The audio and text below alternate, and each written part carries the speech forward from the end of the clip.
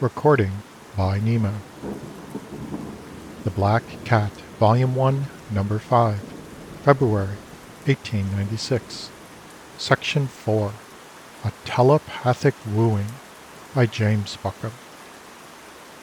Dr. Amsden was utterly and hopelessly in love with beautiful Miriam Foote, but in spite of his 6 feet of splendid manhood, or perhaps because of that, the young doctor was so timid in the presence of the fair sex, and particularly in the presence of the fascinating Miriam, that he could no more bring himself to utter a syllable of sentiment to that young woman than he could walk up to the venerable and dignified president of the State Medical Association and tweak his nose.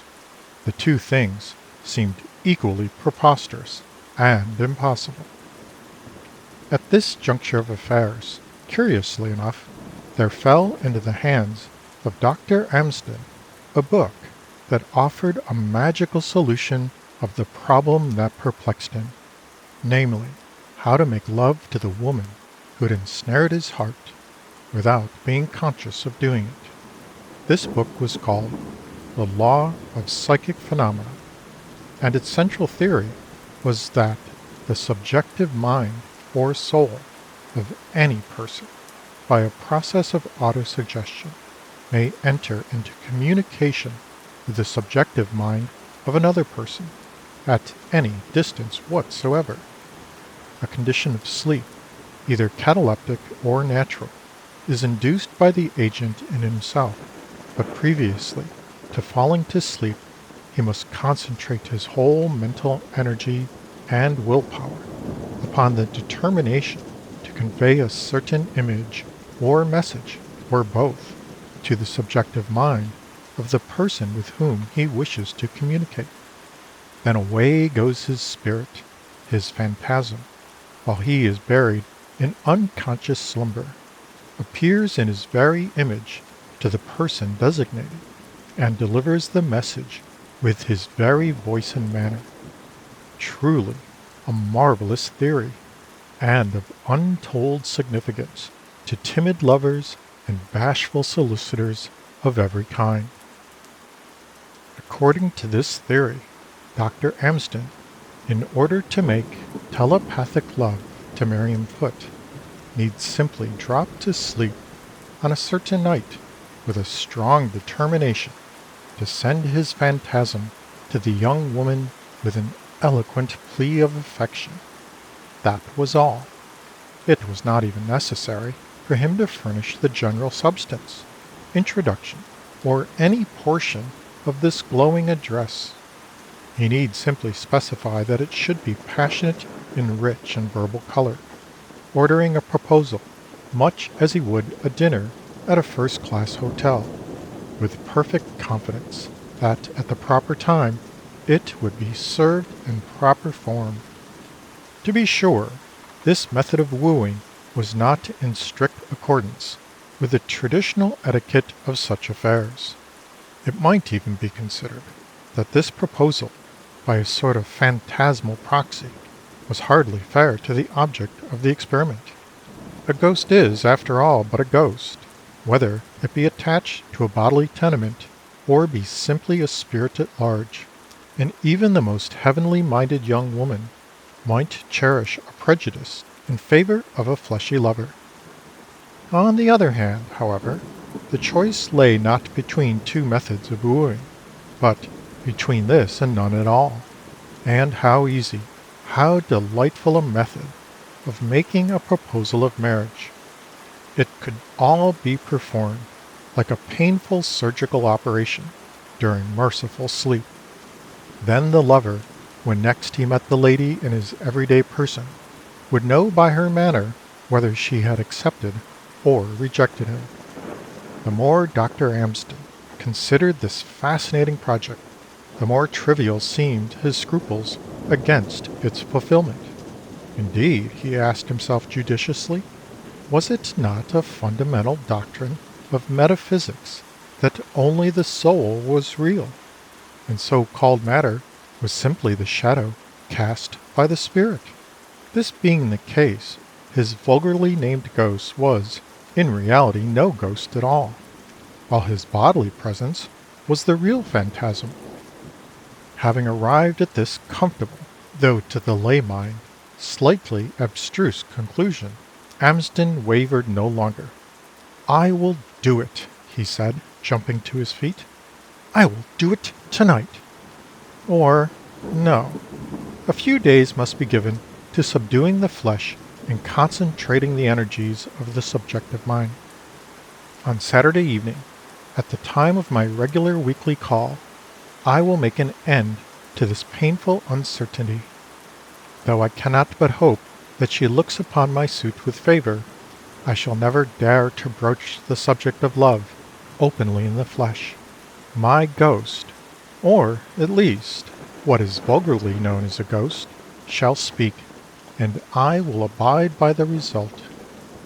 On his return from dinner that evening, Dr. Amsden locked all the doors and darkened all the windows of his apartments. Then, after smoking a meditative cigar, he went to bed. It was barely 8 o'clock in the evening when his head touched the pillow, but, as he had planned to send his image to Miss Foote at precisely 9 o'clock, before that young lady should have retired to her chamber, he wished to have ample time to get himself to sleep. Besides, he was really tired and drowsy, which was certainly a favourable condition for his experiment. He had feared that he would be excited and nervous, but already the suggestion of sleep, which he had been constantly reiterating for the past hour, was beginning to tell upon his brain. The formula, "I am about to go to sleep, I am becoming sleepy, I sleep," was having a most magical effect.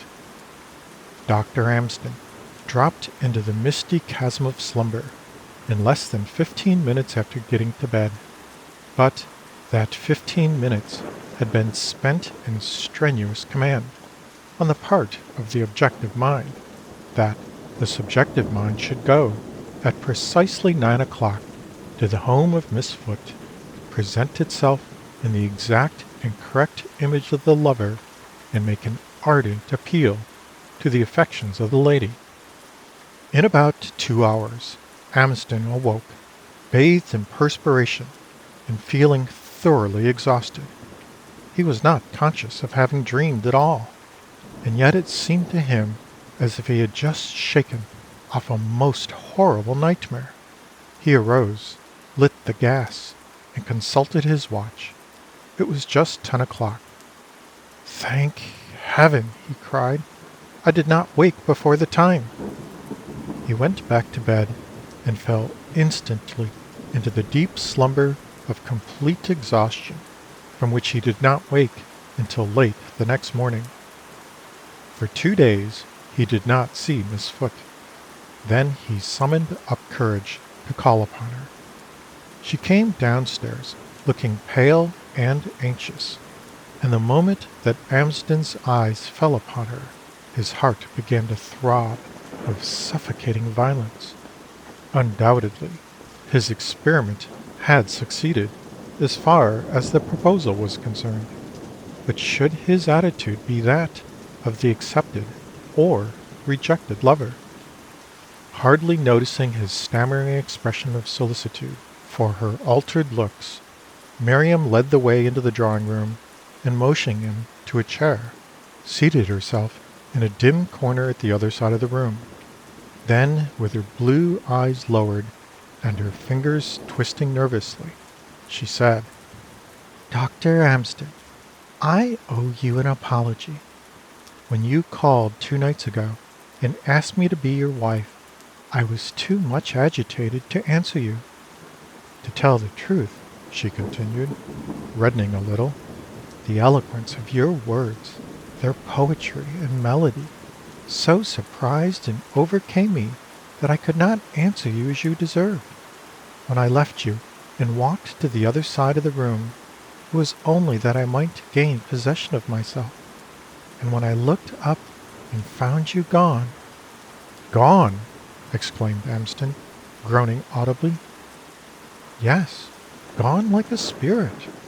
Here, Miss Foote paused, while Amsden clutched at his chair, feeling as though his whole body were turning to sand and dribbling down upon the floor. Without a word of goodbye, I feared that I had mortally offended you, and that you would never come back to. Then you were not angry because because I left like a ghost? You wanted me to come back? But why? I, I think you ought to know, said the girl, blushing. And the next moment, Dr. Amsden was kneeling at her feet. I did it in a dream. No, I don't mean that. I mean this is a dream. I ought to explain. No, don't try. I understand, said Miriam softly. The girl's head sank forward on his shoulder. She was crying a little, but she suffered her lover's arms to slip around her waist, and into his trembling hand she pressed her own. It was done. The impossible, the inconceivable, and even Amsden felt in his heaving heart that he had never done anything so easy and so utterly delightful in his whole life. It was true that Miriam did not understand, but Amsden felt that at such a juncture any explanations would be not merely out of place, but even indelicate. To his credit be it said, however, that on one occasion before his marriage he attempted to confess to Miriam all the circumstances of his proposal, but while he was still struggling with his introduction, she stopped him with a peremptory gesture. I don't understand a word about subjective and objective minds, she said in a wounded voice. All I know is that you made me the most beautiful proposal I had ever heard, imagined. But of course, if you want to take it back by saying that you were not responsible at the time.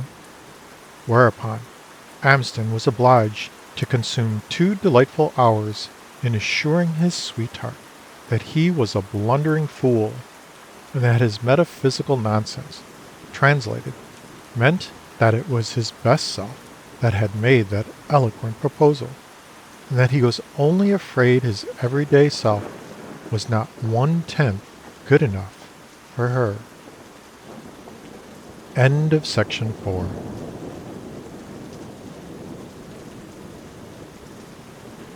Recording by Julie Burks. The Black Cat, Volume 1, Number 5, February 1896, Section 2, Tang Yu, by Lawrence E. Adams.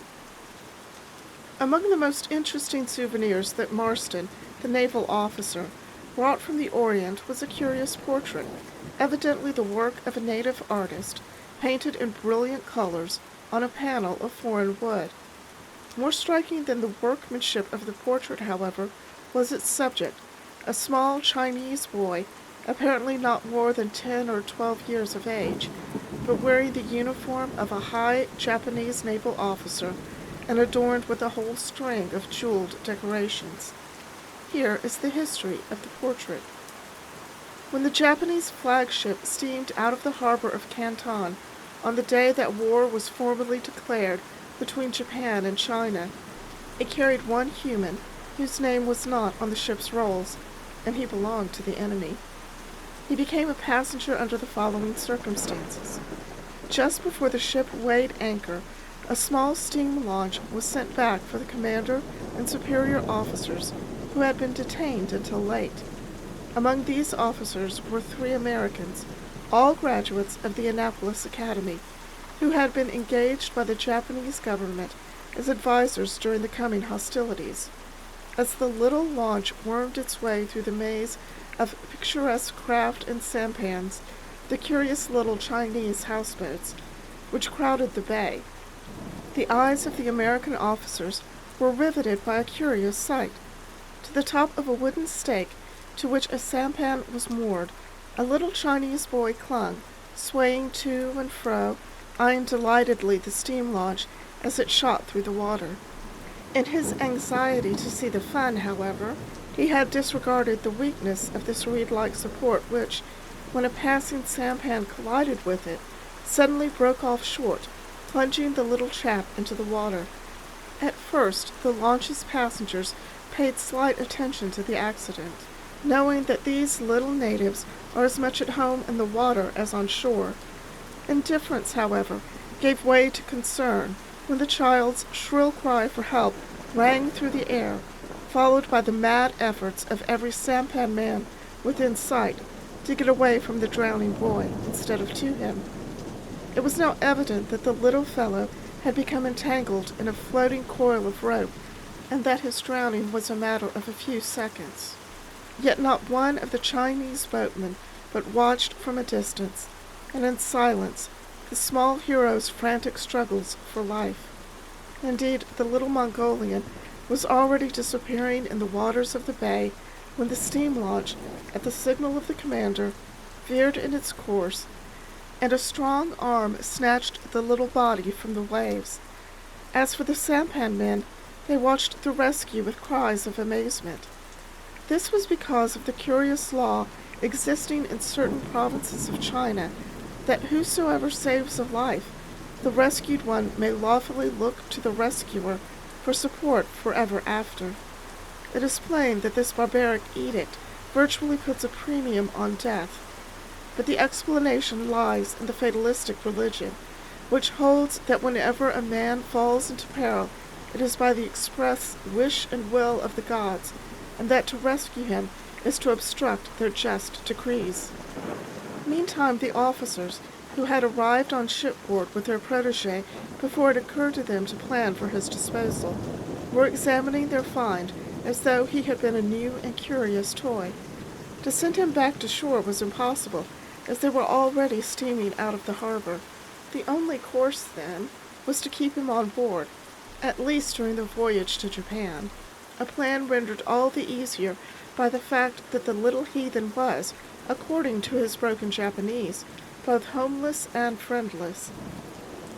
But if the boy had seemed a nuisance in prospect, he was anything but that in reality. Shrewd as any Bowery ragamuffin, the little fellow's alert ways and quick wits were the unfailing delight of the 3 American officers.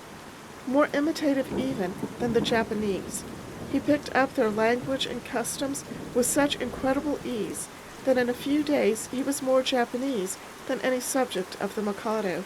Indeed, before many weeks had passed, the entire crew was accustomed to the curious spectacle of one of the enemy enjoying the most marked attention and hospitality that the ship could afford.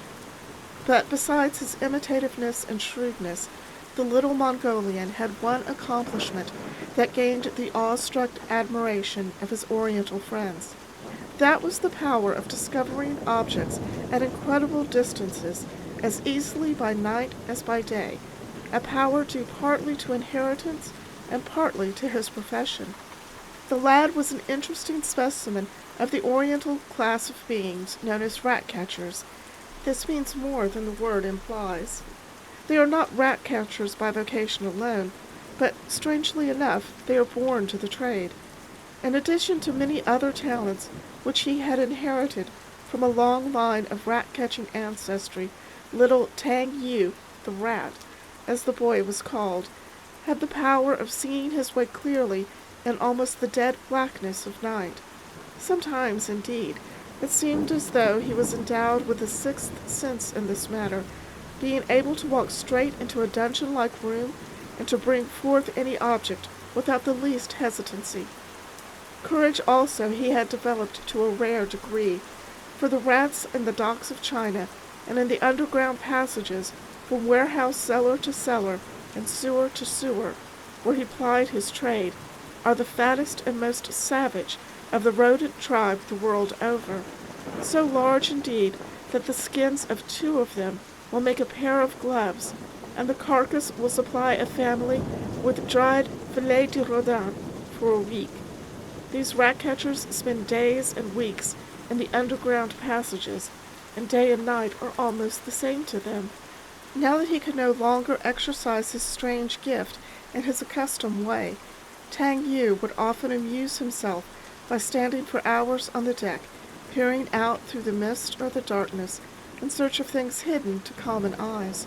Indeed, among the Americans, he soon became known as the kid with the telescopic eye, while the commander, on various occasions, allowed him to accompany the men in the lookout, where he discovered objects often in advance of the field glass. Even the dark waters of the ocean were not proof against the vision of the little heathen, whose bright eyes would detect curious fish as they swam around the ship many feet below the surface, while the fog that blinded the ordinary eye proved no obstacle to his keen sight. Before long, everyone came to the conclusion that a boy whose eye was equal to a combined field glass and searchlight was a valuable addition to a modern warship, and on more than one occasion during the months of the war, the little Chinaman's discernment was appealed to as gravely as though he had been 30 years old and a Japanese officer, instead of a 10-year-old Chinaman.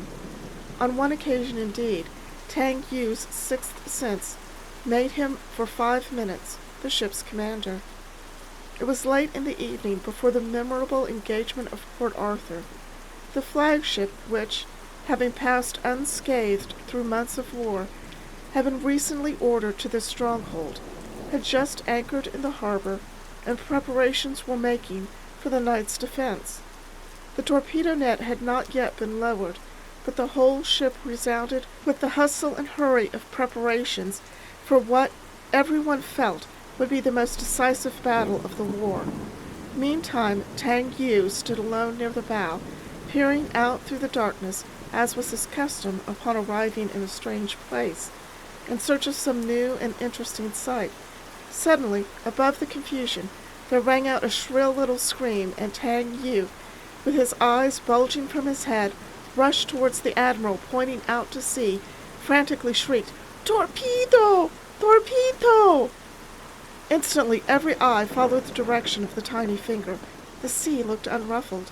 Not a soul on the deck, even by straining his vision to the utmost, could verify Tang Yu's cry. Yet so accustomed had they become to relying upon the little fellow's keen sight that the admiral gave instant orders to lower the net. In a moment there was a sound of hurrying feet, 100 hands were raised to the ropes, and the great net fell into place. Before the splash of the falling net had died away, there was a thundering explosion, and a tremendous upheaval of water, like that of a mighty geyser, shook the huge ship from bow to stern. It was indeed a torpedo that Tang Yu's keen eyes had detected far away through the approaching night. But swiftly as it came, the boy's marvelous vision had been swifter. The well-aimed missile of destruction that in a moment more would have destroyed the flower of the Japanese Navy had, in coming in contact with the netting, exploded harmlessly, flooding the deck with water. The great warship, with over 300 souls, had been saved from annihilation, and by one of the enemy. A few months later, when Tang Yu's exploit was brought to the notice of the Mikado, that dignitary conferred upon the little Chinese rat-catcher the rank of honorary admiral in the Japanese Navy. And it was in this way that a heathen nation furnished the youngest naval hero in existence. End of section 2.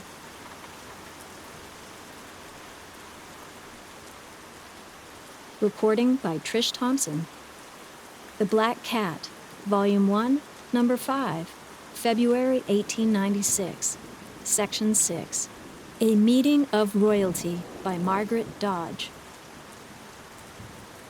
It was not according to the schedule that the special train, consisting of a locomotive, an empty baggage car, and the regally equipped private car Priscilla, should stop for 3/4 of an hour at Mayville Junction. Indeed, in his instructions, the great man, who was the car's sole occupant, had provided for a wait of only 5 minutes. It is a matter of record, however, that for 45 minutes, the official train waited at the lonesome little station on the Indiana prairie. What happened in those 45 minutes is now, for the first time, given to the public. After the great man, who was no other than the president of the A.M.&P. trunk line, which joins the Atlantic Ocean with the Great Lakes after the great man had taken a perfunctory turn about the little station and had asked a few stereotyped questions of the station agent. He went back to his seat in the Priscilla's white and gold drawing room and sat down to a game of solitaire. Being a very young president, not over 40, the great man was not specially fond of solitaire, but he was still less fond of the thoughts engendered by a 2-week solitary tour of inspection through the flat, drab, malarial country of the Middle West. After prolonging his luncheon to the latest possible hour and extracting all the comfort to be obtained from a single mild cigar, he found himself longing to exchange his gold and white grandeur for even the plebeial red velvet of a day coach, where he could observe the vagaries of country bridal couples and invite the confidence of smudgy small boys with prize packages of magenta lozenges. It was while the great man was indulging in these vain visions, much to the detriment of his success at solitaire, that he was startled by these words, spoken in a shrill little voice, apparently just at his back. "If you please, sir, are you the king?" The moment that elapsed before the great man could whirl about in the direction of the voice was long enough for several detached bits of Alice in Wonderland to flit through his brain. What he saw, however, when faced around, was simply a very solemn, very pale little girl, who stood with one thin hand on the doorknob and one small scarlet-stockinged leg well advanced, while her hazel eyes gleamed at him anxiously from under a fuzzy brown hat. "Really?" said the great man good-humoredly. "I don't know. Why, yes, now that you speak of it, I suppose I am a sort of king. At least, I believe newspapers call me a railroad king. Won't you come here and sit down?" The small girl shut the door and slid to his side in a gait that combined a hop and a glide. "I suppose it isn't just the thing to sit down in the presence of royalty," she said as she perched on the edge of a big tapestry-cushioned Turkish chair. "But you see, I am a princess myself, a fairy princess," she added with an emphatic shake of her fluffy yellow locks. "Indeed." The Alice in Wonderland memories suddenly revived. "That's very interesting. I don't like to doubt the word of a lady, but all the fairy princesses of my acquaintance have had wings and spangles and carried star-tipped wands and all that," concluded the great man vaguely. "But that was because you saw them during the performance," said the small girl, clasping her thin little fingers over one scarlet-stockinged knee.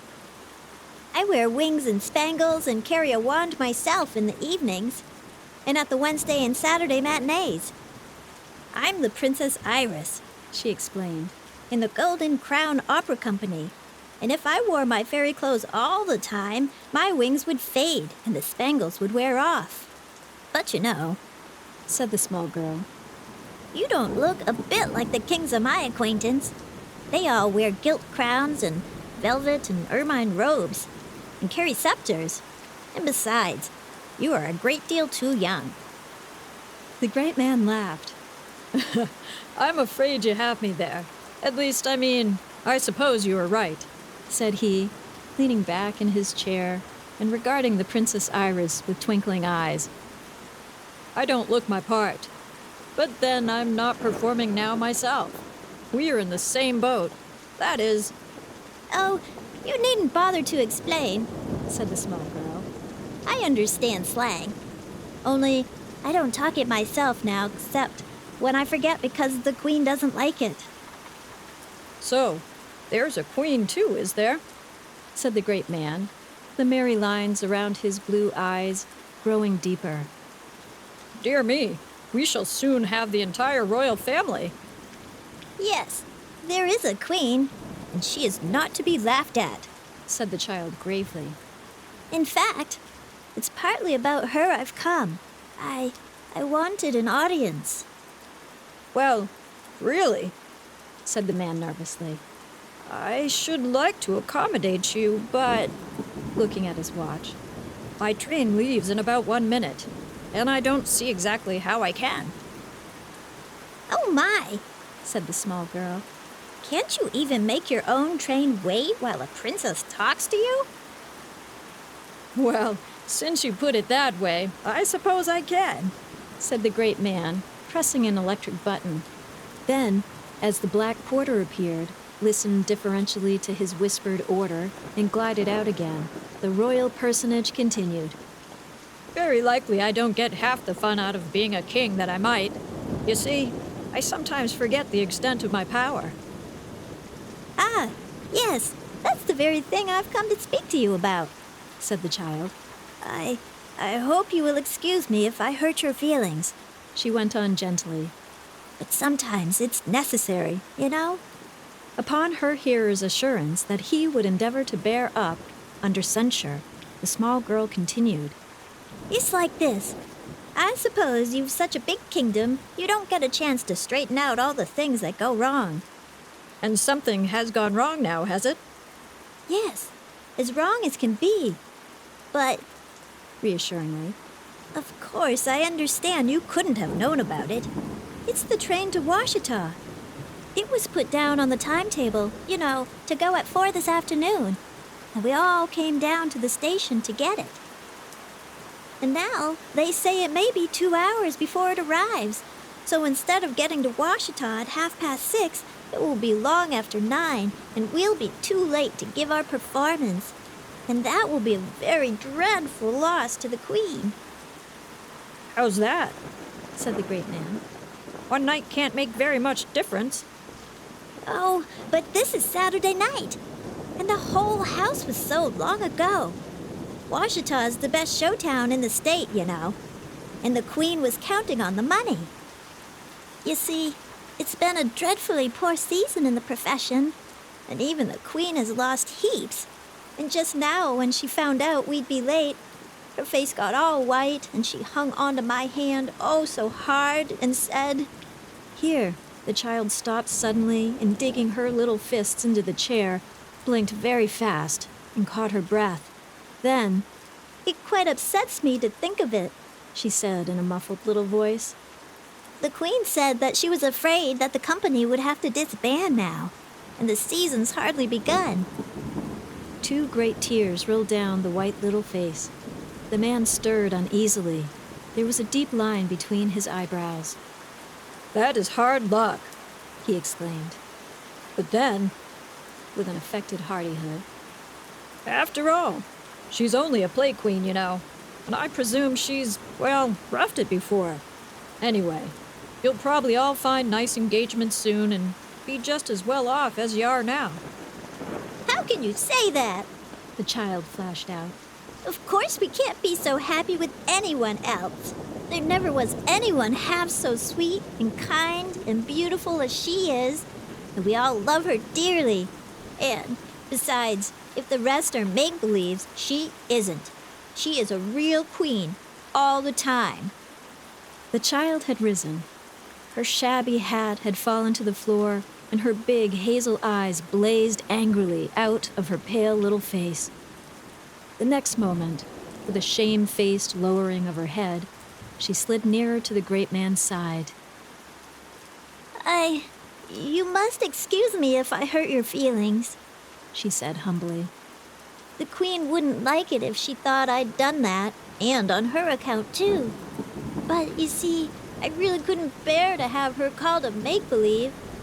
And now, she continued, I think I'll go back to the station. My auntie and the Queen will be wondering where I am. Wait a minute, said the man, drawing the child to his side. I want to know more about this real queen. You know, they say all the royal families are connected, and she may be a relative of mine. No, she isn't, said the small girl, leaning a little shyly against the royal shoulder. Because she told me once that she had no relations left since her father died. You see, she used to live in a big palace in New York in the winter and a stone castle in Newport in the summer.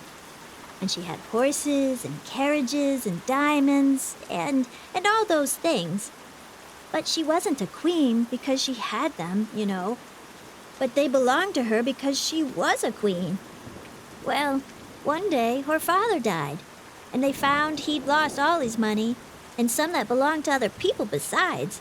So the queen had to go on the stage and get some money to take care of herself and to pay back what he borrowed, you know.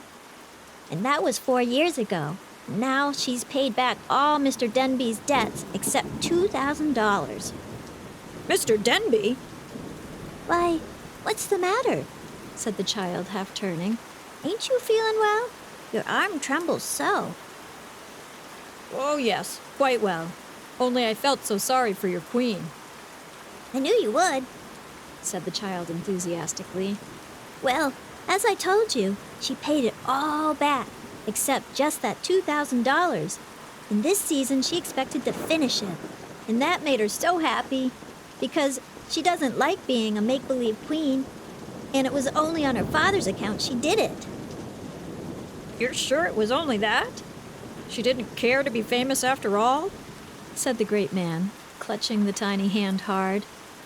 Why, how queer your voice sounds, said the little girl in a motherly tone. I'm sure you can't be feeling well, or you wouldn't say such things. I should think that being a king yourself, you'd know that when a person's been a real queen once, she wouldn't care about being a make-believe one. But that's just like men. They never do understand. Now, there was one that the queen knew. She told me just a little about him one day when things seemed very make-believey to her. She put it in a kind of story, you know, but I liked her so much I knew who it was about.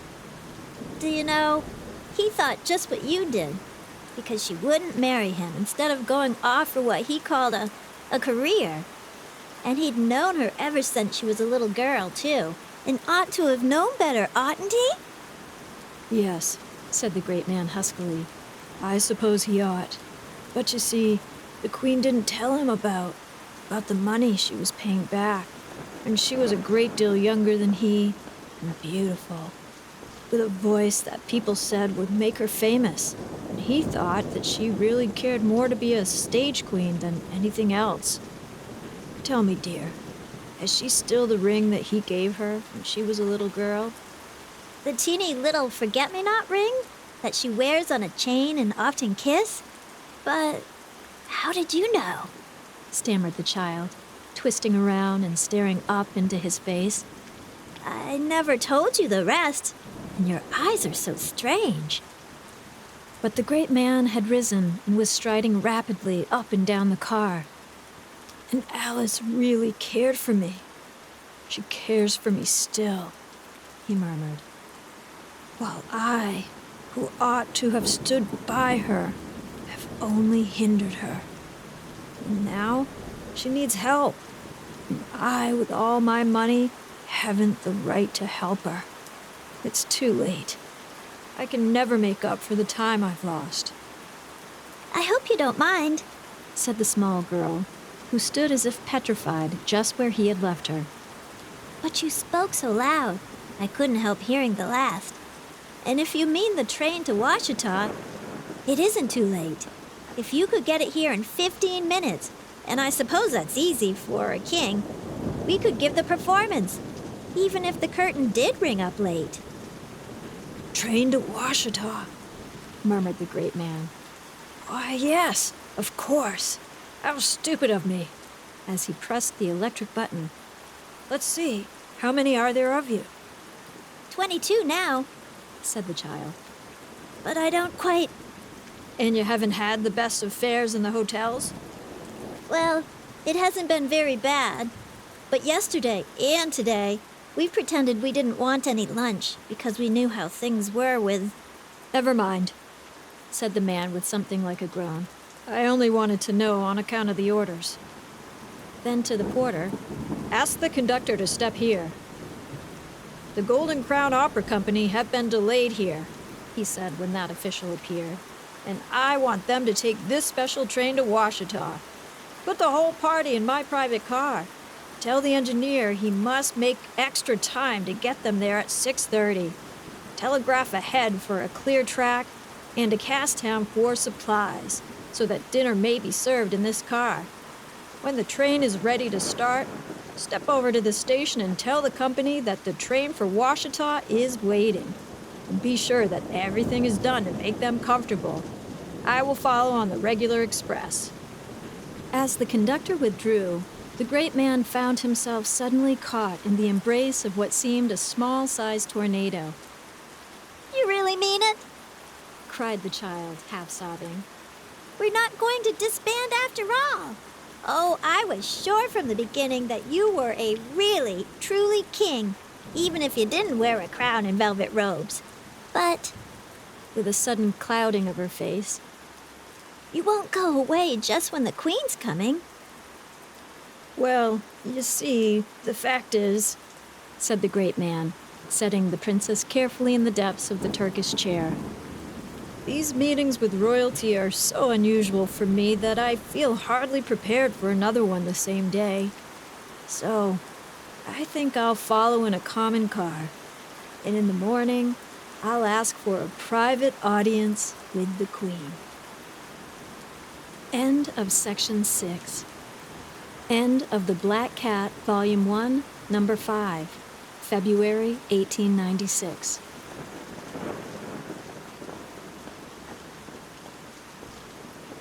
Recording by Kate Follis. The Black Cat, Volume 1, Number 5, February 1896. Section 1. The Mysterious Card by Cleveland Moffett. Richard Burwell of New York will never cease to regret that the French language was not made a part of his education. This is why. On the second evening after Burwell arrived in Paris, feeling lonely without his wife and daughter, who were still visiting a friend in London, his mind naturally turned to the theatre. So, after consulting the daily amusement calendar, he decided to visit the Folies Bergère, which he had heard of as one of the notable sights. During an intermission, he went into the beautiful garden, where gay crowds were strolling among the flowers and lights and fountains. He had just seated himself at a little three-legged table with a view to enjoying the novel scene, when his attention was attracted by a lovely woman, gowned strikingly, though in perfect taste, who passed near him, leaning on the arm of a gentleman. The only thing that he noticed about this gentleman was that he wore eyeglasses. Now, Burwell had never posed as a captivator of the fair sex, and could scarcely credit his eyes when the lady leapt at the side of her escort, and turning back as if she had forgotten something, passed close by him and deftly placed a card on his table. The card bore some French words written in purple ink, but not knowing that language, he was unable to make out their meaning. The lady paid no further heed to him, but rejoining the gentleman with the eyeglasses, swept out of the place with the grace and dignity of a princess. Burwell remained staring at the card. Needless to say, he thought no more of the performance of the other attractions about him. Everything seemed flat and tawdry compared with the radiant vision that had appeared and disappeared so mysteriously.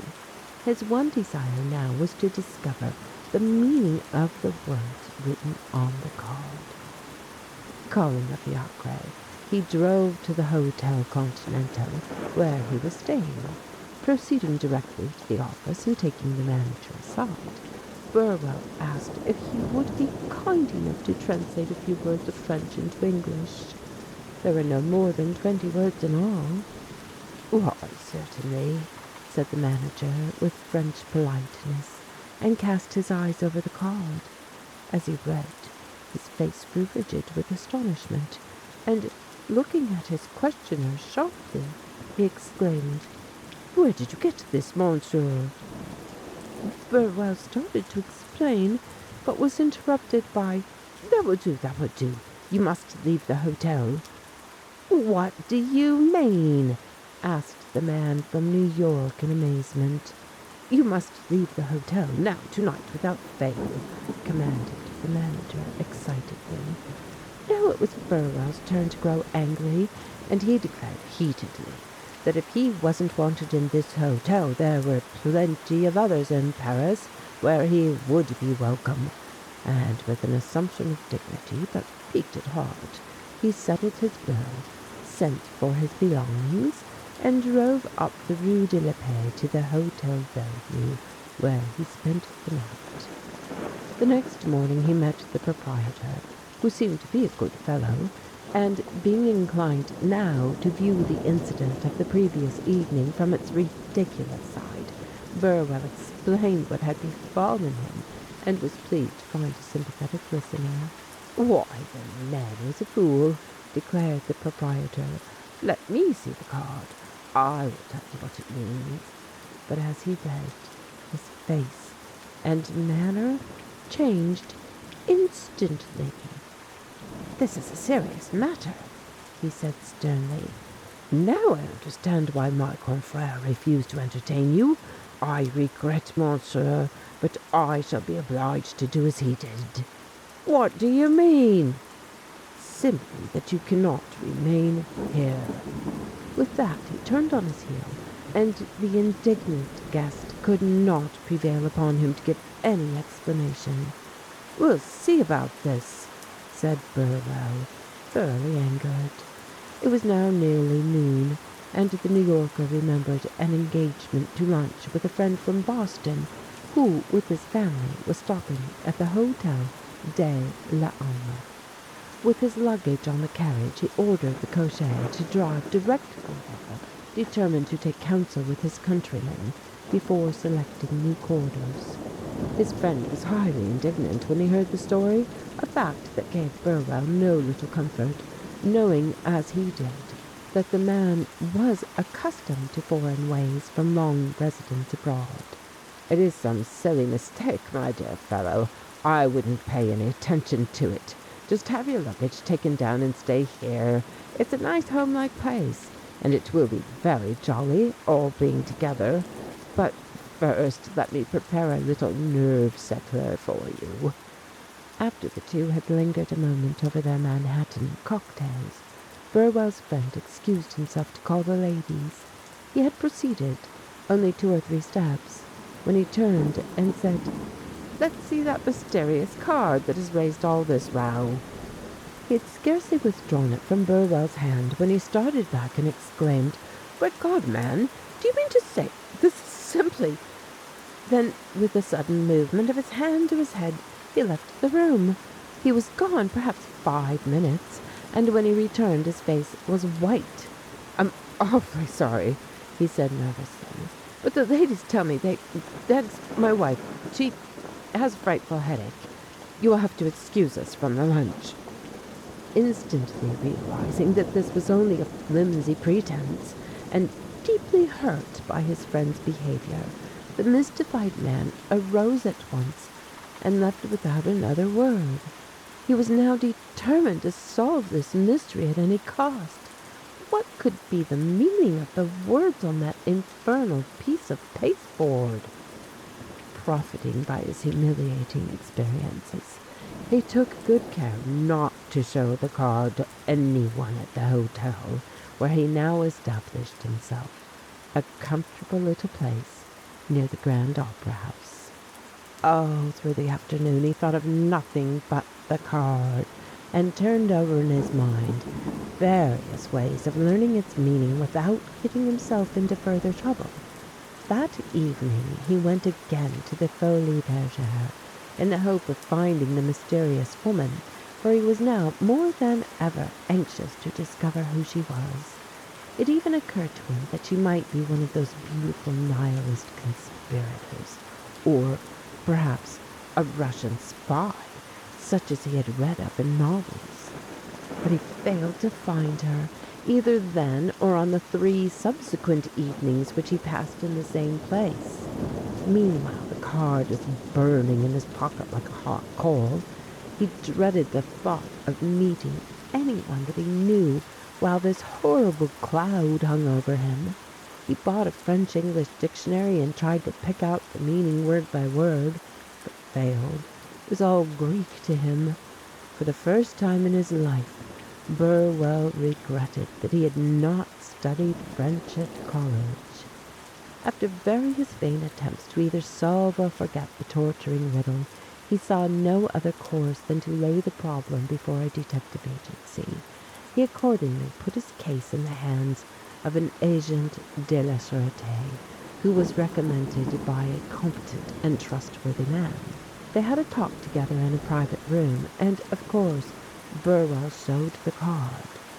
To his relief, his adviser at least showed no sign of taking offense, only he did not and would not explain what the words meant. "It is better," he said, "that Monsieur should not know the nature of this document for the present. I will do myself the honour to call upon Monsieur tomorrow at his hotel, and then Monsieur shall know everything." "Then it is really serious?" asked the unfortunate man. "Very serious," was the answer. The next 24 hours Burwell passed in a fever of anxiety, as his mind conjured up one fearful possibility after another. He deeply regretted that he had not torn up the miserable card at the start. He even seized it, prepared to strip it into fragments, and so end the whole affair. And then his Yankee stubbornness again asserted itself, and he determined to see the thing out, come what might. After all, he reasoned, it is no crime for a man to pick up a card that a lady drops on his table. Crime or no crime, however, it looked very much as if he had committed some grave offense, when, the next day, his detective drove up in a carriage, accompanied by a uniformed official, and requested the astounded American to accompany them to the police headquarters. "What for?" he asked. "It is only a formality," said the detective. And when Burwell still protested, the man in uniform remarked, "You'd better come quietly, monsieur. You will have to come anyway." An hour after severe cross-examination by another official, who demanded many facts about the New Yorker's age, place of birth, residence, occupation, etc., the bewildered man found himself in the conciergerie prison. Why he was there, or what was about to befall him, Burwell had no means of knowing, but before the day was over, he succeeded in having a message sent to the American legation, where he demanded immediate protection as a citizen of the United States. It was not until evening, however, that the Secretary of Legation, a consequential person, called at the prison. There followed a stormy interview, in which the prisoner used some strong language. The French officers gesticulated violently and talked very fast, and the secretary calmly listened to both sides, said little, and smoked a good cigar. "I will lay your case before the American minister," he said as he rose to go, "and let you know the result tomorrow." "But this is an outrage. Do you mean to say—" Before he could finish, however, the secretary, with a strangely suspicious glance, turned and left the room. That night, Burwell slept in a cell. The next morning he received another visit from the non-committal secretary, who informed him that matters had been arranged, and that he would be set at liberty forthwith. "I must tell you, though," he said, "that I have had great difficulty in accomplishing this, and your liberty is granted only on condition that you leave the country within 24 hours, and never, under any conditions, return." Burwell stormed, raged, and pleaded, but it availed nothing. The secretary was inexorable, and yet he positively refused to throw any light upon the causes of this monstrous injustice. "Here's your card," he said, handing him a large envelope enclosed with the seal of legation. "I advise you to burn it and never refer to the matter again." that night the ill-fated man took the train for London, his heart consumed by hatred for the whole French nation, together with a burning desire for vengeance. He wired his wife to meet him at the station, and for a long time debated with himself whether he should at once tell her the sickening truth. In the end, he decided that it was better to keep silent. No sooner, however, had she seen him than her woman's instinct told her that he was laboring under some mental strain. And he saw in a moment that to withhold from her his burning secret was impossible, especially when she began to talk of the trip they had planned through France. Of course, no trivial reason would satisfy her for his refusal to make this trip, since they had been looking forward to it for years, and yet it was impossible now for him to set foot on French soil. So he finally told her the whole story, she laughing and weeping in turn. To her, as to him, it seemed incredible that such overwhelming disasters could have grown out of so small a cause, and being a fluent French scholar, she demanded a sight of the fatal piece of pasteboard. In vain her husband tried to divert her by proposing a trip through Italy. She would consent to nothing until she had seen the mysterious card which Burwell was now convinced he ought long ago to have destroyed. After refusing for a while to let her see it, he finally yielded. But although he had learned to dread the consequences of showing that cursed card, he was little prepared for what followed. She read it, turned pale, gasped for breath, and nearly fell to the floor. "I told you not to read it," he said, and then, growing tender at the sight of her distress, he took her hand in his and begged her to be calm. "At least tell me what the thing means," he said. "We can bear it together. You surely can trust me." But she, as if stung by rage, pushed him from her and declared in such a tone as he had never heard from her before that never, never again would she live with him. "You're a monster!" she exclaimed, and those were the last words he heard from her lips.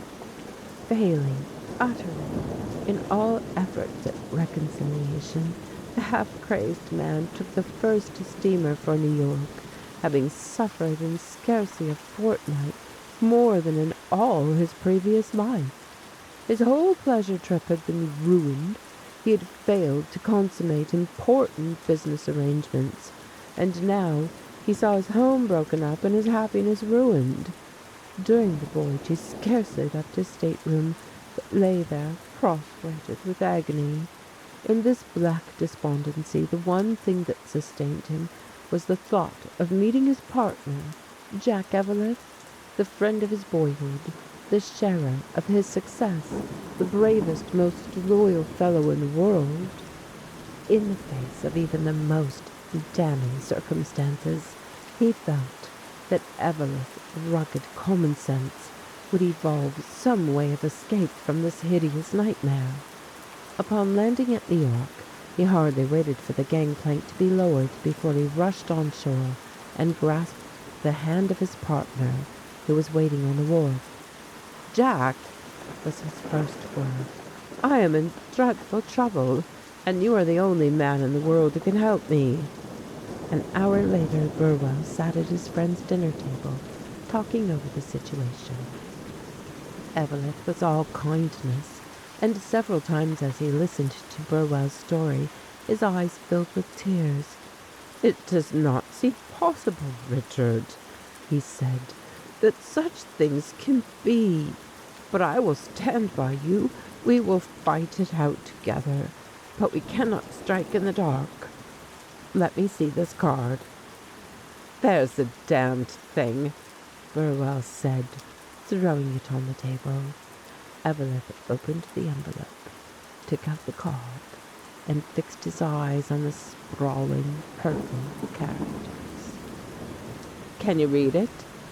Rowan asked excitedly. Perfectly, his partner said.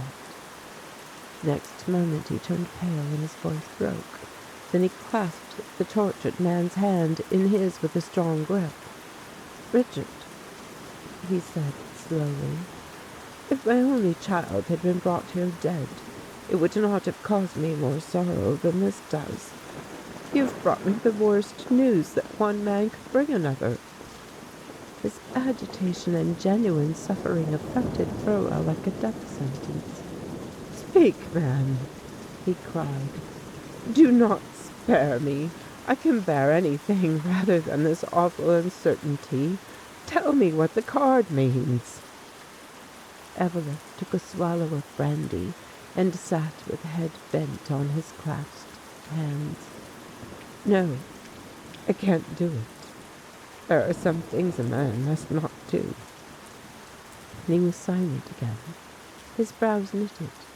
Finally, he said solemnly, No, I can't see any other way out of it. We have been true to each other all our lives. We have worked together and looked forward to never separating. I would rather fail and die than see this happen. But we've got to separate, old friend. We've got to separate. They sat there talking until late into the night, but nothing that Burwell could do or say availed against his friend's decision. There was nothing for it but that Evelyn should buy his partner's share of the business, or that Burwell buy out the other. The man was more than fair in the financial proposition he made. He was generous, as he always had been, but his determination was inflexible. The two must separate. And they did. With his old partner's desertion, it seemed to Burwell that the world was leagued against him. It was only 3 weeks from the day on which he had received the mysterious card, yet in that time he had lost all that he valued in the world: wife, friends, and business. What next to do with the fatal card was the sickening problem that now possessed him. He dared not show it, yet he dared not destroy it. He loathed it, yet he could not let it go from his possession. Upon returning to his house, he locked the accursed thing away in his safe, as if it had been a package of dynamite or a bottle of deadly poison. Yet not a day passed that he did not open the drawer where the thing was kept and scan with loathing the mysterious purple scrawl. In desperation, he finally made up his mind to take up the study of the language in which the hateful thing was written, and still he dreaded the approach of the day when he should decipher its awful meaning. One afternoon, less than a week after his arrival in New York, as he was crossing 23rd Street on the way to his French teacher, he saw a carriage rolling up Broadway. In the carriage was a face that caught his attention like a flash. As he looked again, he recognized the woman who had been the cause of his undoing. Instantly, he sprang into another cab and ordered the driver to follow after. He found the house where she was living. He called there several times, but always received the same reply, that she was too engaged to see anyone. Next, he was told that she was ill, and on the following day the servant said she was much worse. 3 physicians had been summoned in consultation. He sought out one of these and told him it was a matter of life or death that he see this woman. The doctor was a kindly man, and promised to assist him. Through his influence it came about that on that very night Burwell stood by the bedside of this mysterious woman. She was beautiful still, though her face was worn with illness. "Do you recognize me?" he asked tremblingly, as he leaned over the bed, clutching in one hand an envelope containing the mysterious card. "Do you remember seeing me at the Folies Bergère a month ago?" curious," she murmured, after a moment's study of his face, and he noted with relief that she spoke English. "Then, for God's sake, tell me, what does it all mean?" he gasped, quivering with excitement. "I gave you the card because I wanted you to... Here, a terrible spasm of coughing shook her whole body, and she fell back, exhausted. An agonizing despair tugged at Burwell's heart. Frantically snatching the card from its envelope, he held it close to the woman's face. "Tell me! Tell me!" With a supreme effort, the pale figure slowly raised itself on the pillow, its fingers clutching at the counterpane. Then the sunken eyes fluttered, forced themselves open, and stared in stony amazement upon the fatal card, while the trembling lips moved noiselessly, as if in an attempt to speak. As Burwell, choking with eagerness, bent his head slowly to hers, a suggestion of a smile flickered across the woman's face. Again the mouth quivered. The man's head bent nearer and nearer to hers, his eyes riveted upon the lips. Then, as if to aid her in deciphering the mystery, he turned his eyes to the card. With a cry of horror, he sprang to his feet, his eyeballs starting from their sockets. Almost at the same moment, the woman fell heavily upon the pillow. Every vestige of the writing had faded. The card was blank. The woman lay there, dead. End of section 1.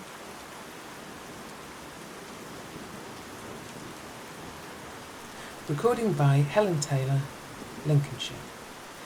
The Black Cat, Volume 1, Number 5, February 1896, Section 5, The Prince Ward, by Claude M.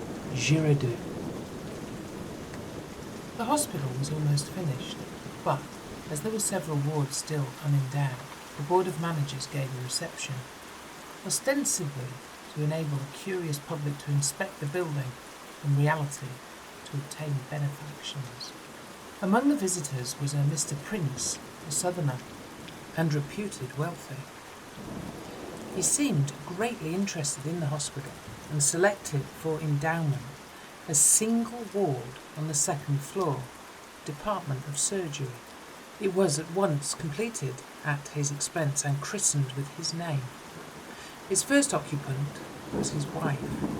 She looked like a dying woman to the superintendent, but he entered her case on the new books without comment, and she was examined by the surgeons in charge. They advised an immediate operation as the only hope, and that a slight one, of saving her life. In fact, they knew she could not recover, either with or without it, but the operation would be an interesting one. "I did not think I was so ill," said Mrs. Prince pathetically as the nurse took her back to her room. "Guess she hasn't looked in the glass lately," was the attendant's unspoken comment. "She looks for all the world like a starved cat," she said to another nurse later on, "with the big green eyes and the black hair.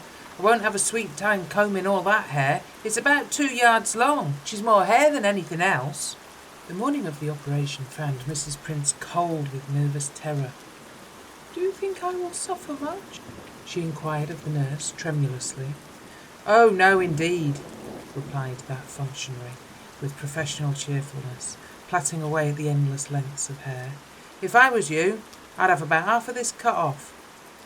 Mrs. Prince looked at the long, heavy plaits, then up at the nurse, the grey eyes darkening. "If you cannot take care of it," she said quietly, "I will tell the superintendent to send me another woman." The nurse coloured. "Oh, I don't mind," she said awkwardly. When the toilet of the condemned was completed, Mr. Prince came in with a huge handful of roses, smiling genially, as his eyes fell on his wife. "Why, petite, you look like John Chinaman in that funny shirt." She smiled in return. but wanly. I suppose I do look absurd. She held out her arms. He filled them with the roses and sat down by the narrow bed. She turned aside her head to hide the sudden tears. He drew her plaits of hair from neck to heel and bent to kiss her cheek as the doctors came in to administer ether. Madame Canaris is here, he said softly, and begs to see you. May she come in? Madame Canaris. She stared up at him with dilating eyes. When did she come to?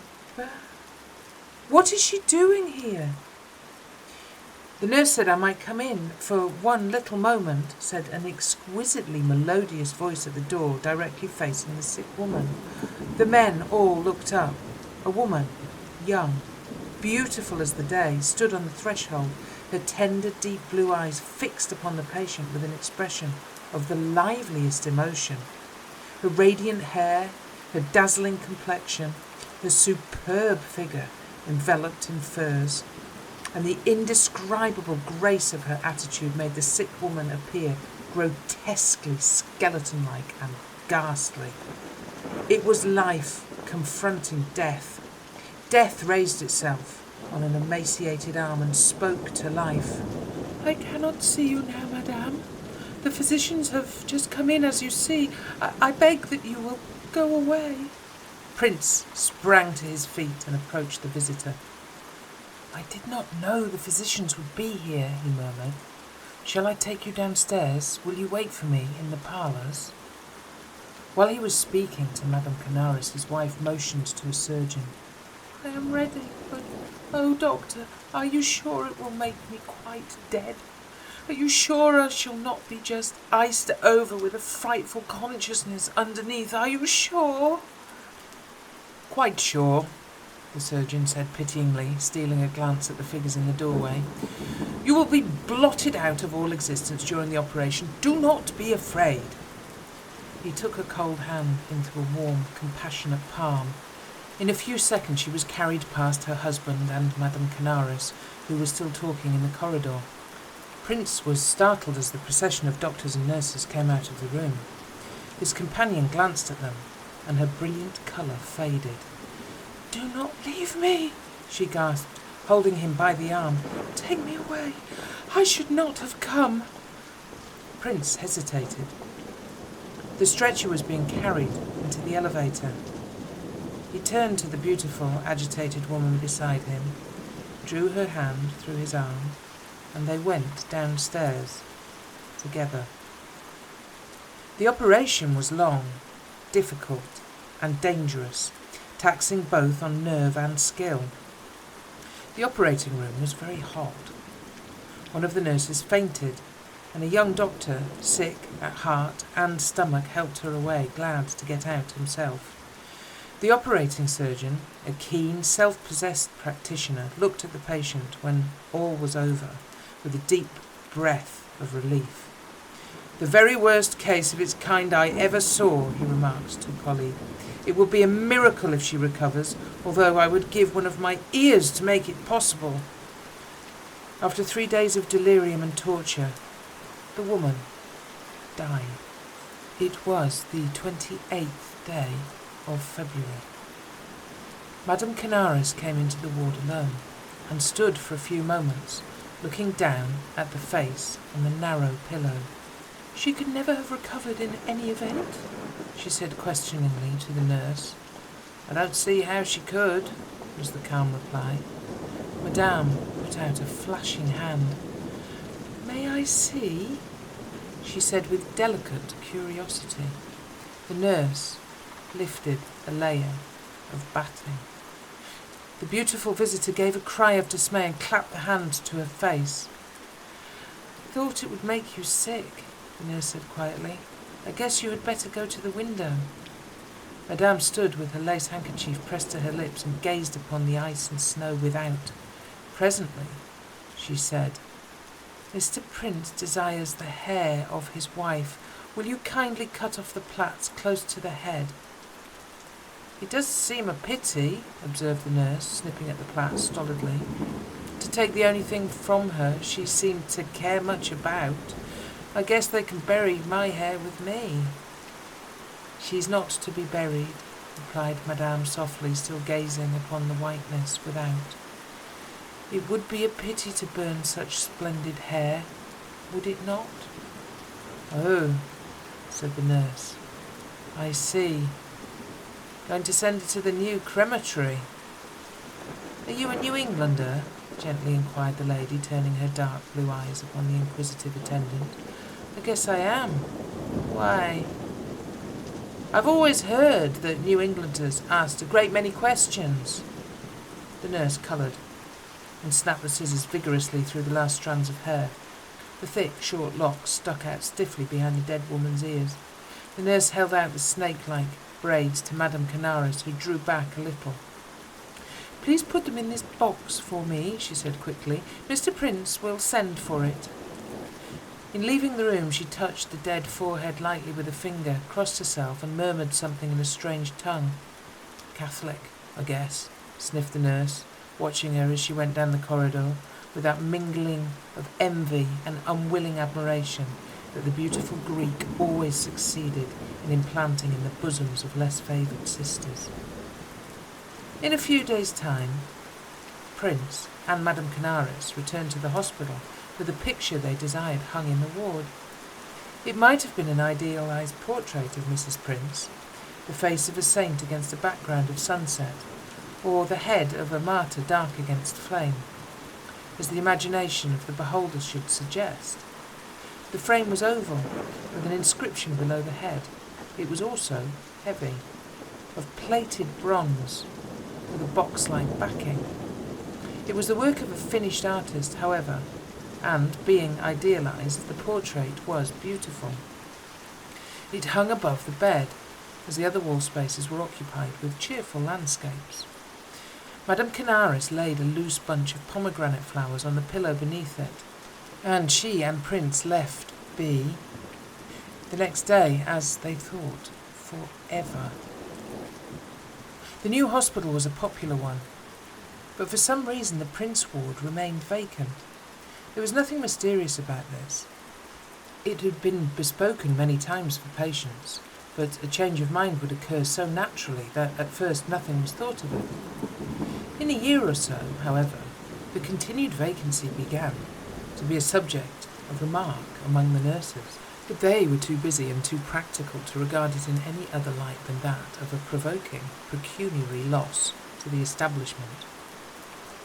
One night in January, the night nurse of the second floor, at one end of which was the Prince ward, sat drowsily waiting for medicine periods, or the sound of bells from the various rooms. It was the last night of her watch, and she was worn out from a month's sleeplessness. Toward midnight, the tinkle of a bell roused her. She went from door to door trying to place it. As she neared the Prince ward, it sounded again. She paused at the door. Very strange, she thought. Surely there is no one in here. But to make sure, she went in. The room was icy cold. A low moan came from the narrow bed. "Water!" murmured a voice inarticulately. "Water!" "Wait until I turn on the light," said the nurse, going towards the chimney place. She stepped on something, tripped, would have fallen, caught at the bed and grasped a long, thick rope of hair. She lifted it and laid it alongside the figure it evidently belonged to. "Water! Water!" moaned the inarticulate voice again, close to her ear. The nurse went out, much puzzled, and returned with a glass. Two icy hands touched hers as she held it to the lips. "How cold you are!" she exclaimed. "And this room is like a frozen tomb," she added. "You must get warm." "No, no," said the voice, ending in a low, wailing moan. The nurse looked curiously down at the face on the pillow. Scarcely anything was visible but two large dark eyes and two immensely long, snake-like plaits of hair. Did you come in tonight? Are you waiting for an operation? Asked the perplexed nurse. Yes. The voice was inarticulate again. How strange the day nurse or the head nurse did not tell me. I don't know what to make of it at all. Are you sure you do not want any light or heat? The reply was so inarticulate that she bent down to listen. A faint odour turned her quite sick. She went out hastily into the corridor, leaving the door ajar. She was worried, nay, more. She was conscious of a feeling a trained nurse had no excuse for. She had a crawly sensation along her spine. I must be dreaming, she said to herself angrily. She went back to her chair and table and, in spite of heaviness and sleeplessness, listened for the bells with a qualm of absolute fright whenever the sound came from the end of the corridor. At last, just before daybreak, the bell she was straining her ears for rang again. She plunged her head into cold water, took a glass in her hand and approached the Prince ward. For a second, she paused at the door. A wild impulse to dash down the glass of water and rush, shrieking through the corridor, almost overpowered her for a heartbeat. Then her training reasserted itself. She smiled satirically in her own face and went in, leaving, nevertheless, the door wide open behind her. She paused beside the bed. Thirsty again? I have brought some water for you. She slid a hand to lift the head. She bent over the pillow with a steady glass. The bed was empty. It was not even made up. There were no sheets on it, no pillow slip. The room was like a frozen tomb. The glass dropped from her hand, deluging the mattress with its contents. She rushed from the room. Fortunately, her felt slippers made no sound. The door swung to noiselessly behind her. She fled up the corridor and flattened her back against the wall at its furthest end, shaking with a mortal chill. There she remained until the grey light of a snowy day crept through the window at her side. When the day nurse, rosy and refreshed, came to relieve her, she said, eyeing the nurse a little curiously, I guess you'd better tumble into bed as soon as you can, Miss Evans. You look as if your month's work had just about finished you. The nurse whose turn came next was the one who had been with Mrs. Prince. The last night of her watch was the 27th of February. She had had an unusually hard month's work and was exceedingly tired and not a little cross when, at midnight, a bell rang which she could not locate. Some plaguey wire out of gear again, she said, provoked, after a second fruitless search for the elusive tinkle. She had turned at the end of the corridor and stood just by the Prince ward. The bell rang sharply. Well, I want to know, she said aloud, if it isn't in this ward. She went in immediately and would have turned on the light when she was stopped by a curiously familiar, although indistinct, voice. Water! Water! For the land's sake! Ejaculated the Down-Eater, going towards the bed. What's this? Her foot slipped on something. She tripped and came near to falling. She stooped and lifted from the floor a long, heavy plait of black hair. She stood stupidly, holding it in her hands, staring down at the bed. If I was you, she said mechanically, I'd have about half of this cut off. Two large, dark eyes stared up at her. Why, she stammered, too stupid to know when she was frightened, too trained a nurse to understand. Why, you died! A low laugh echoed in the room. How cold you are in here, the nurse went on. What will you have? Water! Said the thick voice inarticulately. The nurse went out. As she closed the door behind her, she was seized with a sudden cold shaking. She went to the room of the head nurse and woke her. Say, Mrs. Swags, who's the patient in the Prince ward? Why wasn't I told about her? Mrs. Wax was wide awake instantly. Prince Ward? There's nobody in the Prince Ward, Miss Hall. Yes, there is too. I've just seen her and spoke to her. Seems to me I've seen the woman before, but the one I knew died after the operation. What? Asked Mrs. Wax keenly. She'd been in the hospital only 6 months, but she was a personal friend of Miss Evans. Who was she? Miss Hall gave a brief account of the case. What was her name? Inquired Miss Wax, sitting up, large and alert. Why, it was Prince, said the night nurse. She was the wife of the man who endowed the ward. Mrs. Wax gazed for a moment into the stolid face before her. I think you have had a dream, she said calmly.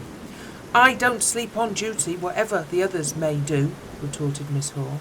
Miss Wax lumbered out of bed, untying her cap strings. Go back to the floor, she said quietly. I'll be coming to you after a bit. She dressed quickly and presently waddled into the corridor. Now you go and get to sleep in my room, Miss Hall, and I'll be taking your place tonight. The hospital was filled to overflowing with gripe cases. The epidemic was raging in the city, and the Prince Ward was the only vacant spot in the place. Its defective register had prevented its use. It could be but insufficiently heated from the fireplace. Mrs. Wax went to it at once and turned on the electric light. She then stripped the bed of everything except the springs, carried the small table to the other side of the room, put out the light, took up the handbell, and locked the door as she went out. She then sat down at the table in the corridor, opened a Bible, and began to read. She had read perhaps 15 minutes when the bell tinkled. Her long experience enabled her to locate it almost immediately. She went to the ward adjoining the Prince. No, the patient there had not rung for her, but was awake, and sure the bell next to her on the right was the one. It had rung before. The Prince Ward was on the right. As Mrs. Wax stepped into the corridor, the bell sounded again. It was the Prince Ward. The Englishwoman was convinced that an ugly trick was being played. Thoroughly indignant, she unlocked the door and stepped within. A low moaning and a peculiar, unpleasant odour arrested her progress towards the electric button. The first turned her ruddiness pale. The second made her sick. Her foot slipped. She stumbled, twisted her ankle, and, being a heavy woman, she fell on her knees, catching at the bed rail. A hand crept upon her shoulder, striking cold through her gingham dress. Water! Breathed a hoarse voice at her ear, inarticulately. Water! In spite of the strained ankle, the head nurse got upon her feet. She staggered out of the room, followed by the moaning cry of, Water! Water! She shut the door behind her and crept along the corridor, holding to the wall. Then called one of the private nurses and bade her light up the Prince Ward. The woman did so, remained in the room a few moments, then came back leisurely. Well, said Mrs. Wax. Well, returned the nurse, I opened the window. Did not know the ward had been used lately. Pretty bad case, wasn't it? Bad case? Repeated Miss Wax, a light shining through her nostrils to her brain. Yes, perhaps. Perhaps, repeated the nurse satirically. I guess I ought to know by this time. I should say there hadn't been much left of that case to put underground. She went back to her case, wondering at the stupidity of the English generally and in particular. Mrs. Wax put her aching foot into hot water and meditated. The 28th of February dawned dark, for a blizzard from the northwest was blowing. It was the worst storm of the last half of the century. Men were lost and frozen to death in the streets while going from their business houses to their homes. A lady, attempting to alight from a carriage at one of the railroad stations in order to make an outgoing train, slipped or was blown down upon the icy pavement. She was taken up insensible and carried to the nearest hospital. I do not think We have even a corner vacant, said the superintendent, but of course she cannot leave the building now. She sent for Mrs. Wax. The Prince ward is unoccupied. The head nurse glanced at the stretcher and hesitated. Yes, but it is next to impossible to heat it, you know, Doctor. Do the best you can, replied the superintendent. The woman should have been taken to the emergency, but you see what the weather is.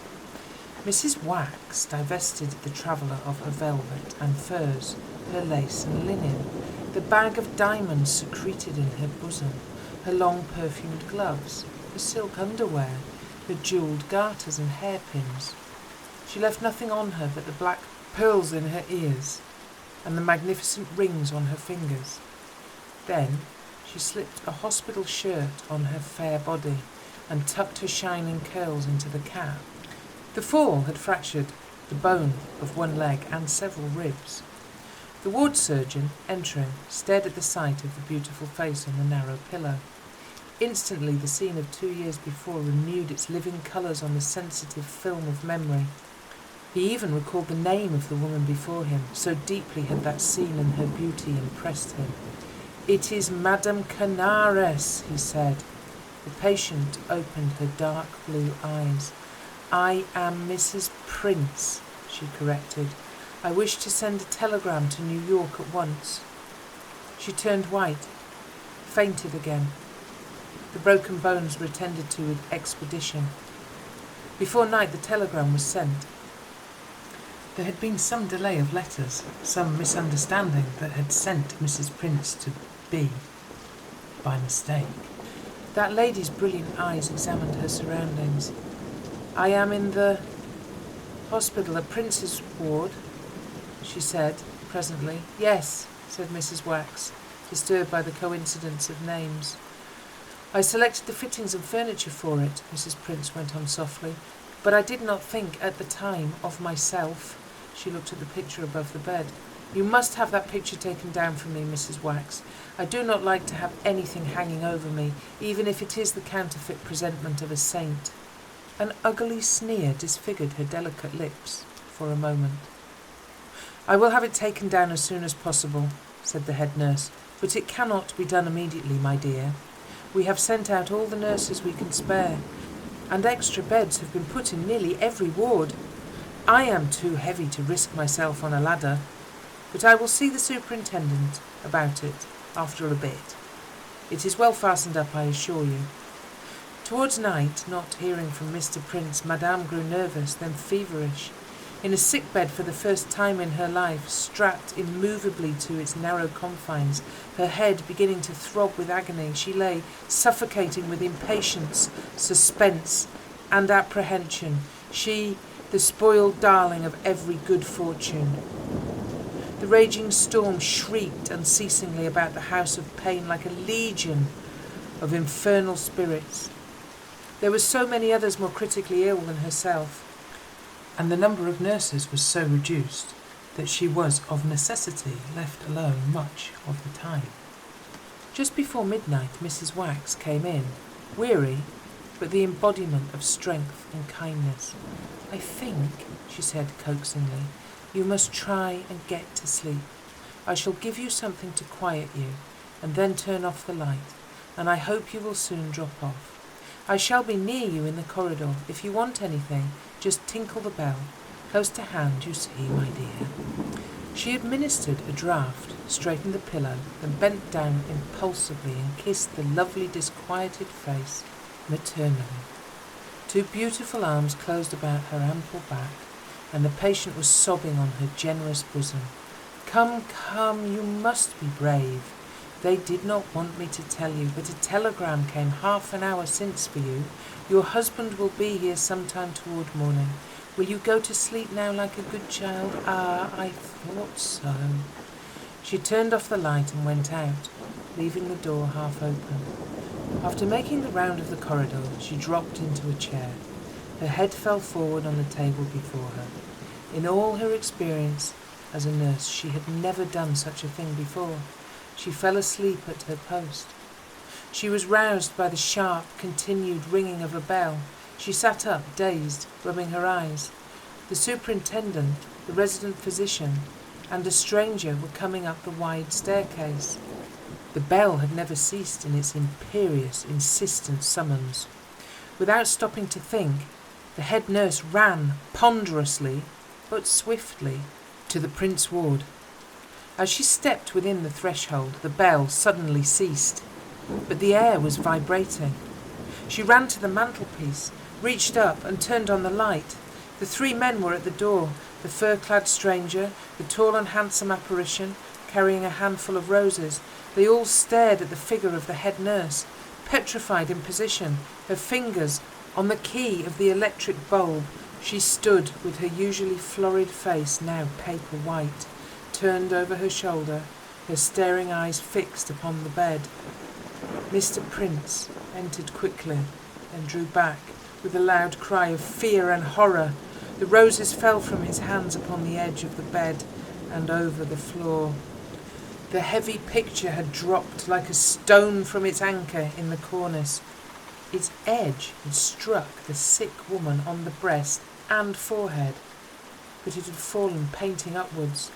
From beneath it uncoiled on either side two immensely long, rope-like plaits of black hair, between which the painted face smiled upon the white faces by the bedside. The superintendent was the first to recover his wits. He sprang forward, lifted the picture, wondering at its weight. As he did so, the back, loosened by the fall, fell to pieces.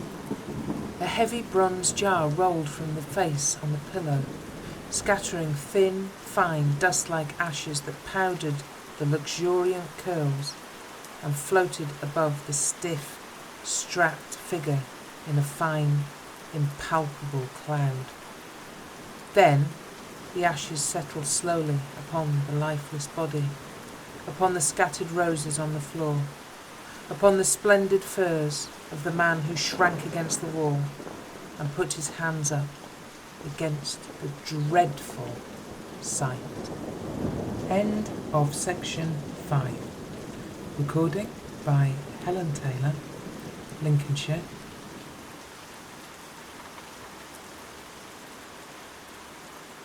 The Black Cat, Volume 1, Number 5, February 1896. Section 3, The Little Brown Mole, by Clarice Irene Klingon. 3 years ago, while spending a few weeks in New York, I was invited to the home of Paul Fancourt, the famous naval architect whose family residence is on the shore of the Hudson and but a short distance from the city. I found my old college friend, whom I had not seen for several years, busily engaged with a set of drawings, but, notwithstanding his enthusiasm in his work, he looked worn, haggard, and unhappy. On the afternoon of the last day of my visit, I pinned him down to a serious talk, in the course of which I begged him not to undermine his health by too close application to his favorite pursuit. With a flitting smile, he exclaimed, "Why, it's all that keeps me alive." After a moment's thought, he added, "Of late years I have been weighed down by the memory of a dark spot in my life, an unwritten chapter, until at times it seems as though I must make a confidant of someone." Upon my assurance that I would be a most willing listener, he related the following history. 12 years ago, he said, when I was 23, I met a singularly handsome girl, a debutante enjoying the triumphs of her first season. It does not speak well for the good sense of either of us, but I am compelled to admit that within 6 weeks we had met, loved, married, quarreled, and separated. The trouble between us was incompatibility of temper. This sounds insignificant, but there was certainly an enormous lot of incompatibility and much temper. We were very unhappy. At least, I was. We both said things that could never be forgiven or forgotten. Before the honeymoon was over, I left my wife in this house, with a corps of servants and a handsome balance at my banker's, and started on a trip around the world. I was absent 5 years. During that time there was no communication between my wife and myself, although I frequently heard of her through correspondence with friends. Her conduct during my absence, was most exemplary. She remained in the place where I left her, but gave up society. She studied art, making much progress, and I was informed that her pictures and illustrations were selling for extravagant sums. She seemed to have struck a popular art note and was playing upon it. These bits of information neither entertained nor amused me. Indeed, I thought myself beyond the point where anything she might say or do could interest me. Not that I had learned to care for anyone else, but simply because our short association had utterly destroyed my early boyish affection. Before I had been absent a year, her very image seemed effaced from my memory. On my arrival in New York, however, I was irritated to learn that not a penny of the money I had left at her disposal had been touched. I believed she had done this for the purpose of annoying me and causing me to look mean in the eyes of the world. She, meanwhile, earning her livelihood by her art.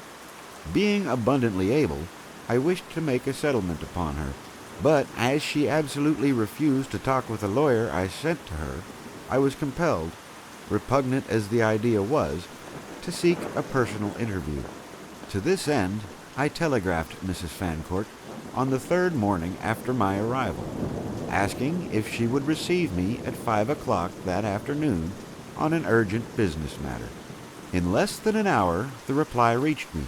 I tore open the envelope and read the one word which comprised the answer, standing alone, naked of punctuation, on the yellow sheet. Come. That means war to the knife, I thought, tossing the paper on my dressing table. No words wasted. As I made preparations for the trip, I caught myself glancing at the letter now and then. Come. After all, it had a certain charm of its own, that word. Like all affirmative expressions, it possessed drawing power. The more I looked at it, the more alluring it appeared. Then I examined the signature. It was simply Leila. Really, it was almost coaxing. Arriving in the village just at nightfall, I hurried toward the house which had been the scene of so much unhappiness. To my surprise, it gleamed with lights, as if for some festivity.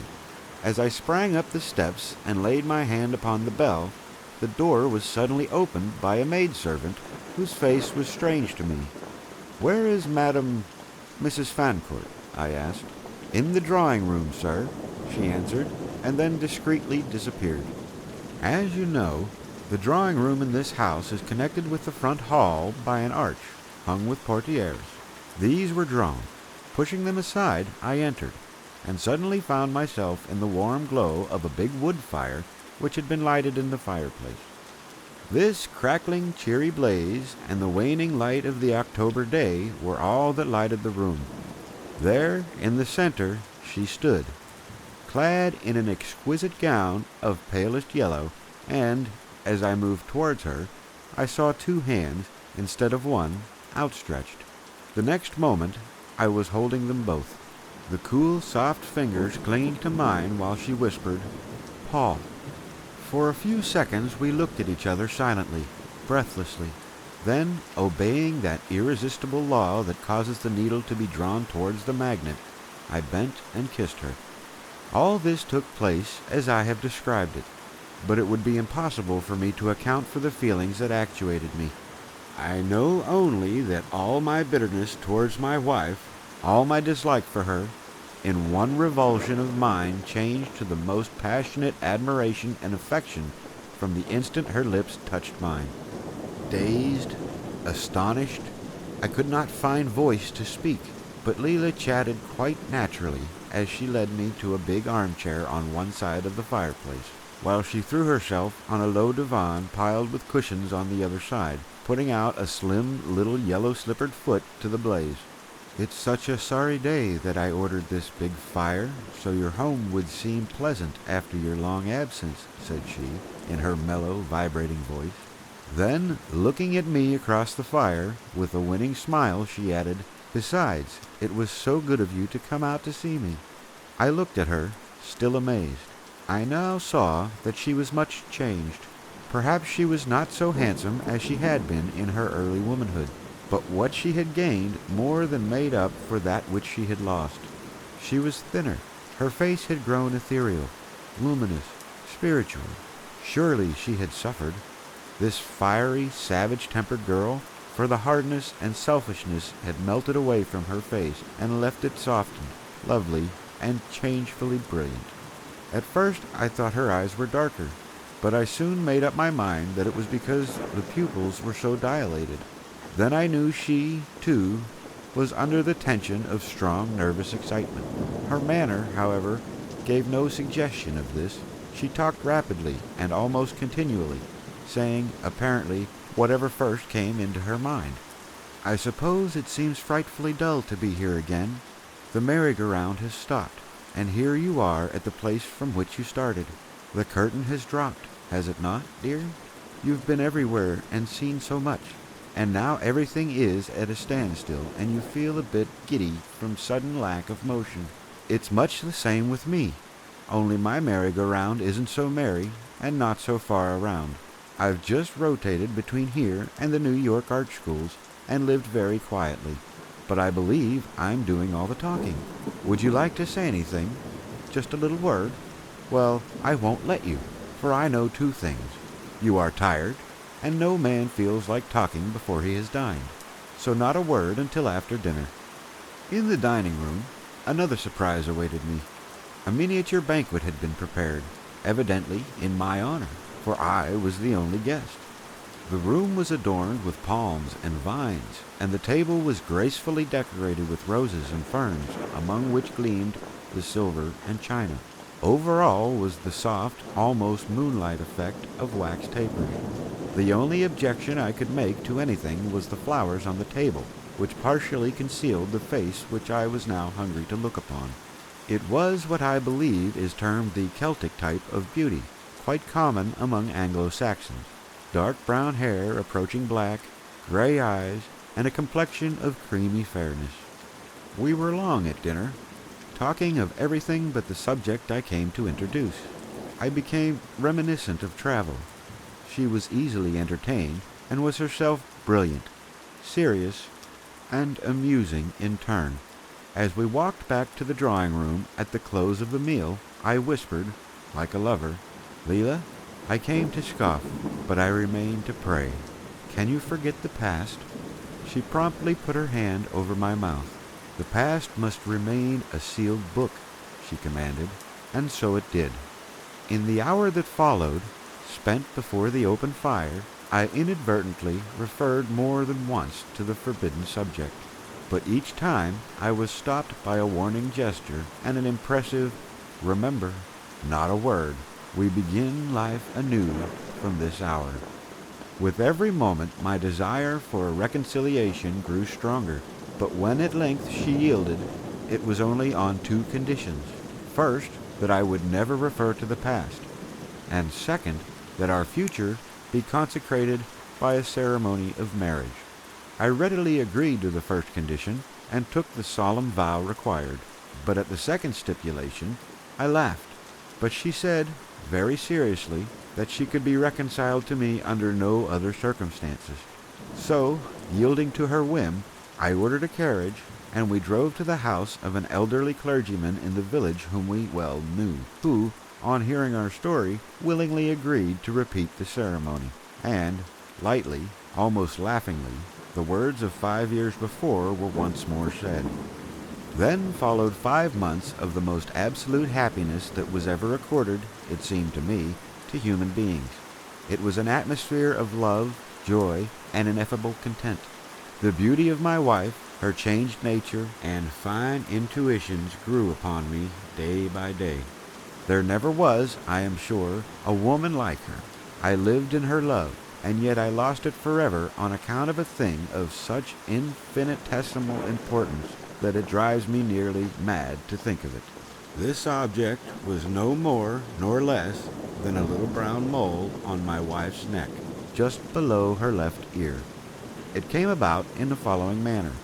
One day, having returned from the city on an earlier train than I had anticipated, I went to Leila's room and found her lying on a couch, fast asleep, her hands clasped behind her head, and one slippered foot crossed over the other. In fact, the posture in which de Molière's famous Duchess was wont to dream true. Knowing she was a sound sleeper, it occurred to me to softly kiss the little brown mole to which I have just referred, something I had not thought of since the days of our first short honeymoon so long ago. Carefully, I pushed aside the masses of tumbled hair that lay across her soft white throat and bent over her. No, the other side? But surely, what did it mean? Her round neck of infantile whiteness and smoothness lay before me, but the little beauty spot was missing, nor was there the slightest evidence that it had ever existed. I went downstairs and smoked a pipe on the piazza to think over this mystery, but the longer I thought, the less I understood it. That evening I said to my wife, "Sweetheart, where is the little brown mole that was just under your left ear?" For a moment she looked at me. Then she said softly, but with a certain power in her voice, "Have you forgotten your vow?" I stared a moment, then recalled my promise never to allude to the past. Somehow, it impressed me differently now than when I had first taken it. To be sure, I laughingly begged Leila's pardon, assuring her there would be no more lapses from rectitude in that direction. But from that moment, a strange restlessness took possession of me. I felt something impending. In the morning, I would wake with a singular sense of oppression, which, when traced to its cause, always arrived at the same starting point, the little brown mole which should have been on my wife's soft white throat, but was not. It was about this time that I noticed that there was not a likeness of Leila in the whole house. When I went away, there were many scattered about, watercolor sketches, paintings in oil, photographs, and etchings, for Leila had always been proud of her beauty. Now not one remained. Even the oil painting that had been finished as companion to mine just after our first marriage had been removed, though mine hung in its accustomed place. I was about to call attention to this fact and ask the reason, when I remembered that this circumstance also belonged to the past, concerning which I had promised never to question, and was silent. My mind had now become so perturbed that it continually demanded something on which to focus its attention. For this reason, I turned my thoughts to my favorite pursuit, naval architecture, which had been neglected for months. Before my trip abroad, I had left in a sandalwood box in the library some unfinished plans, which I now decided to complete. But as the box was missing, and the servants knew nothing of its whereabouts, I climbed to the attic to look for it myself. After an hour spent in a fruitless search, I was turning to leave when my eye fell upon a large picture lying on its face among a heap of papers in the darkest corner.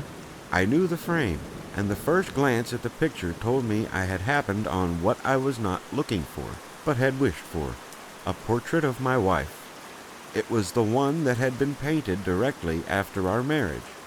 Dragging it from its hiding place, I carried it to the long, low window, and, propping it up against an old dressing table in a position that would catch a good light, I carefully wiped off the dust and cobwebs and stood back to view it.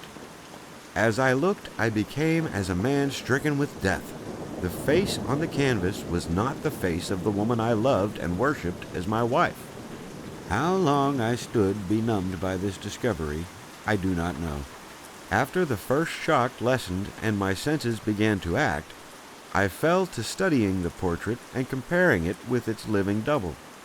That there was a remarkable resemblance between the two it is unnecessary to say, but at the same time there were so many points of difference that I was amazed that I could have been so easily deceived. There was, in fact, what might be termed a family resemblance, such as often exists between two sisters, who, when together, are not thought to be remarkably alike, but when seen apart are often mistaken for one another. In the picture the ears were larger, the mouth smaller, the chin less decided, the forehead a trifle narrower, and the eyebrows heavier. While I stood revolving in my mind this terrible mystery, I heard the sound of hurried footsteps. My wife had returned from her afternoon walk. I went downstairs, arriving in the lower hall just as she entered. She came sweeping in with her usual vivacity, her eyes bright, a faint rose tint on her cheeks, enveloped in that atmosphere of exhilaration that was like a breath of ozone, and which gave her a charm above ordinary women. Something in my appearance must have startled her, for she paused at sight of me and waited for me to approach. I went to her, kissed her, and then, clasping her gloved wrists in mine, looked steadfastly at her and said, "Dear, where is Leila?" In a moment her brilliant color faded. Her eyes fell. Then suddenly, wrenching herself free from me, she moved unsteadily towards the staircase, pausing with her hand on the banister only long enough to say, "You have broken your pledge. Leave me alone until tomorrow. Then you shall know everything." Then I heard the sound of her garments on the stairs, presently the closing of her door, and the key turning in the lock. All that night I restlessly walked the floor of my room, trying to bring order out of the chaos of my mind. Fear, love, trust, suspicion, all by turns possessed me, but in the end my belief in the goodness of the woman I loved conquered. At early dawn I knocked at my wife's door. There was no response. I tried the knob. It yielded, and I entered. There was a dim light in the room, but she was gone. On her dressing table was a letter which told me all. The first few paragraphs are sacred to me alone. I will begin her letter where she commenced her own history. "My name," she wrote, "is Olive Berkeley. I was born in England, the only child of a retired naval officer.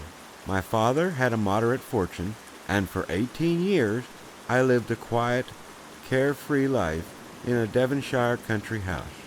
During my 19th year, my father's income was so much reduced by unlucky investments that we moved to London that I might study art with a view to supporting myself.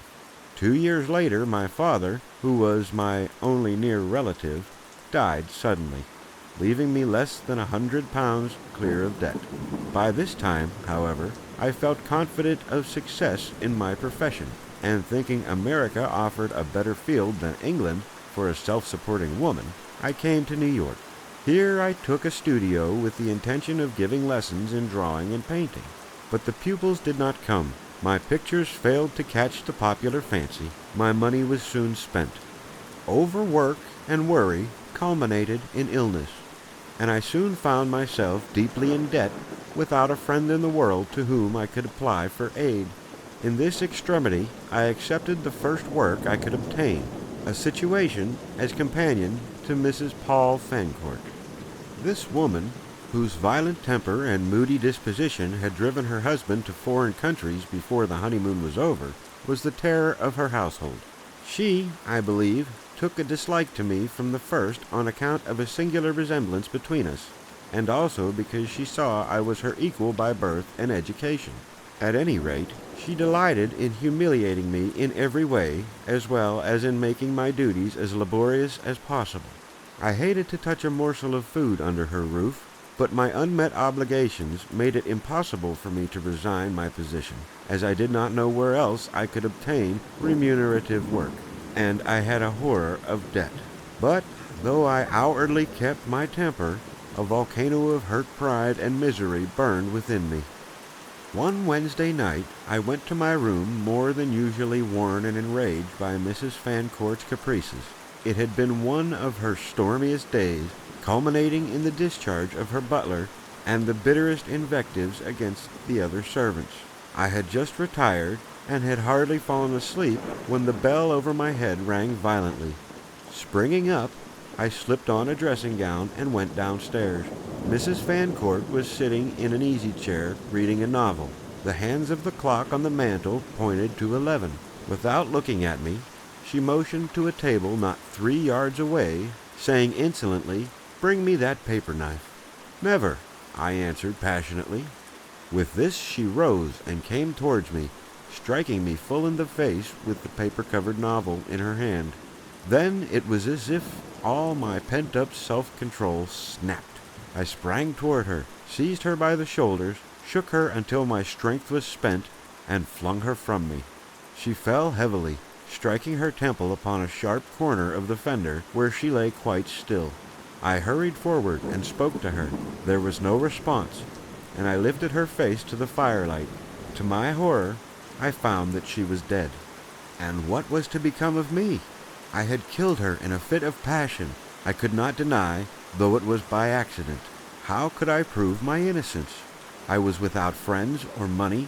When my debts were brought to light, might not theft and the fear of discovery be advanced as the motive for the crime? If not the scaffold, I saw at least prison bars before me. Instinctively looking around for something to wrap about me, I caught up a satin-lined garment of Mrs. Fancourt, and slipping it on, rang the bell. Wishing to spare the one who answered it a shock, I met the housekeeper in the hall. "What is it, Mrs. Fancourt?" asked the woman very respectfully, evidently mistaking me for her mistress. In that instant there flashed into my half-crazed brain the wild idea that I might personify Mrs. Fancourt for the time being. The death of the poor, unknown English girl could be of little moment, while the announcement of the death of Mrs. Fancourt would cause much more comment. With this idea, I told the housekeeper to come to me in half an hour. Then, with the courage of desperation, I clothed the dead body in one of my dresses, arrayed myself in one of Mrs. Fancourt's gowns, darkened my eyebrows to simulate hers, and let my hair fall about my face in confusion. Meantime, I determined to ensure myself against detection by the 3 remaining servants by getting rid of them at once, a plan rendered all the easier by the fact that it simply carried out Mrs. Fancourt's mood of the day. In fact, it had been her custom to vent her feelings by discharging her entire corps of servants in a body and with no warning, and their comings and goings caused not the slightest comment.